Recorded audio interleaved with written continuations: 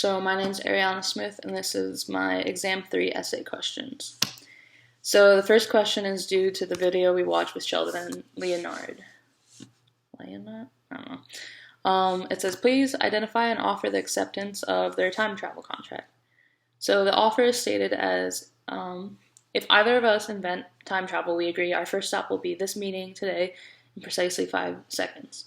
Leonard acceptance takes place in the form of him singing, and what looks to be a contract and him verbally saying, okay, I meant signing the contract and not singing. Is there any consideration present in this contract, yes or no, and why? I think you can consider them stopping back in that precise moment, like that would be the consideration present in the contract due. And this is due to the fact that consideration is a benefit which must be bargained for between the parties and is the essential reason for a party to enter a contract. So the benefit for both people in this agreement would be the fact that they are learning that they invented time travel. So that's the consideration present. Do each of the parties have the capacity to enter this contract? So one thing about contracts is the one capacity I know is you can't be under the age of 18 because you can't legally accept on your own terms contracts because you're a minor. So they already have that one crossed off. The other one is having the capacity to contract means the person entering the contract has a legal competence. This means they are competent enough to perform the act that they are agreeing to in the contract. So they both read and agreed to the terms of the contract in the scene by Sheldon writing and stating the contract and Leonard signing and saying okay. So they both had the legal means and the capacity to enter this contract. Is this contract intent legitimate? So in a contract, intent refers to the determination of parties to act or perform in a particular manner. So yes, they both want to discover time travel and then know that they did it. So I believe their intent is legitimate enough to form a contract. Now, saying this is the best thing to make a contract about would be kind of silly, but in this example, yes, I think it was enough contract intent to be legitimate. So, question number 2. The Verizon Wireless and AT&T phone companies have merged. Many people fear that this could result in a monopoly of the cell phone industry. Are these feelings justified? So, mergers and acquisitions are another way to create a monopoly, basically. Similar to effects of the merger, monopolies often take smaller businesses and companies out of business. So, when one company dominates a market, it can control the price of products. So it would scare all the other companies in the cell phone industry from being able to compete at all. So Cricket Wireless, I'm trying to think of the other ones, but it would basically, Nokia brick phones that you pay with the cards, those companies would be out of money and out of area to improve.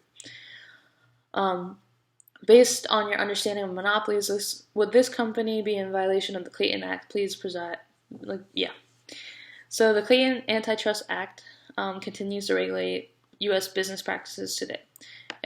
It's intended to strengthen earlier antitrust legislation, and this act prohibits anti-competitive mergers, predatory and discriminatory pricing, and other forms of unethical corporate behavior. So when you have these two mega companies forming and merging, it violates the Clayton Act. Some examples are the 4 principles that we learned of monopolistic behaviors. And first off, one of the principles are mergers and acquisitions. So the question itself states the merger that's happening, so that's already one thing that violates the Clayton Act. And secondly, leadership or merging of 2 competing organs, which are Verizon and AT&T are usually competing, so the merger of those 2 mega companies would just completely drive out everybody else. So question 3 deals with the White Martian. So describe how a union election could form at your facility. So basically it starts off with some co-workers speaking about whether or not they would be interested in union. They contact union representatives, figure out which ones are right for them. Then they form committees, and then they vote to form a union. And if they get in a union, they organize and negotiate a contract with their employments.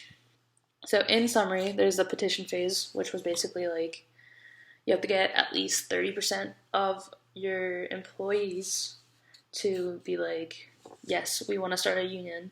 And then they campaign and they do the NLRB representation hearings. And then they have the election. And then they have like the certification phase, which is like basically like how they process becoming a union. Describe what the management team can't do is they can't spit, which is spy, promise, interrogate, and threat. So basically they can't go into meetings or have someone tell them what happened in meetings. They can't promise like, hey, if you don't join this union, I'll give you more hours. They can't be like, I'm going to fire you because you're trying to start a union, and that kind of goes with interrogation and threatening.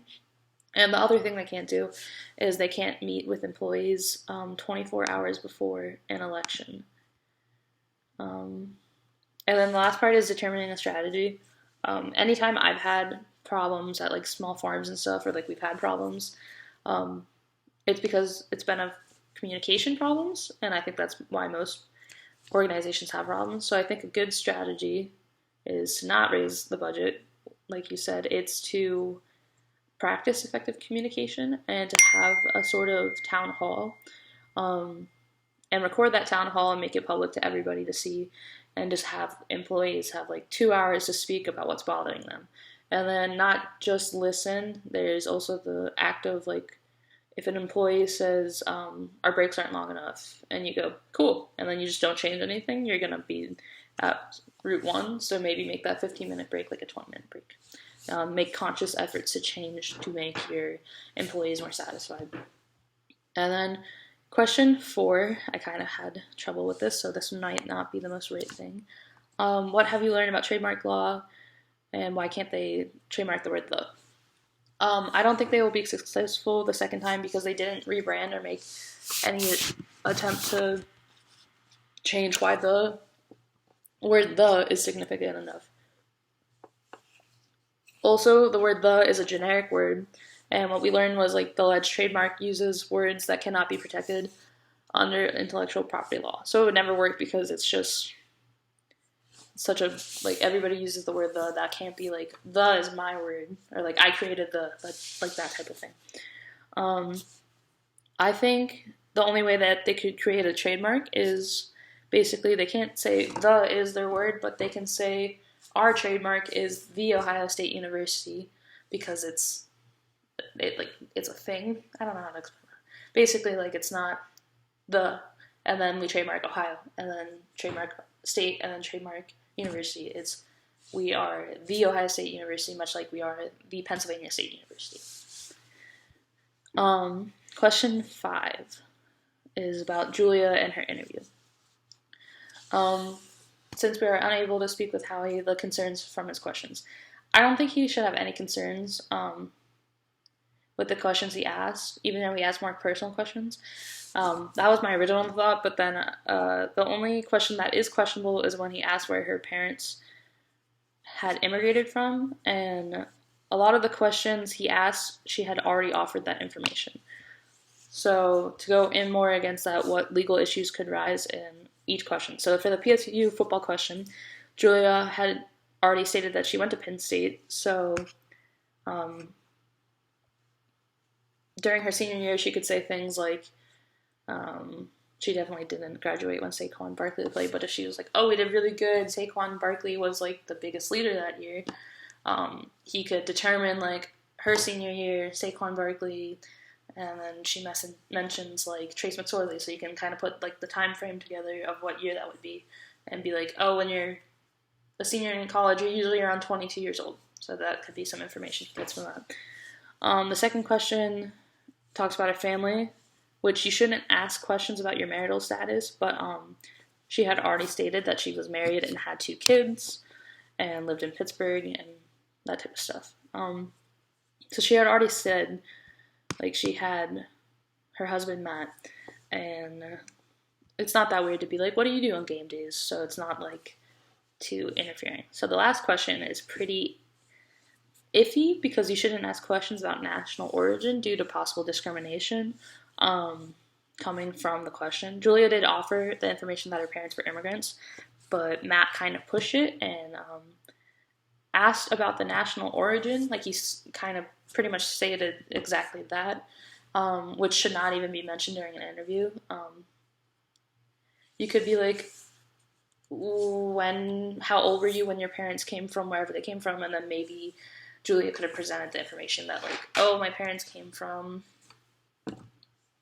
Germany or France or something. But I think it was wrong, and that is where legal action could be taken, because he said, quote for quote, you mentioned your parents are immigrated from Pittsburgh. Where are they originally from? So that is my Exam 3 essay. Thank you for the semester.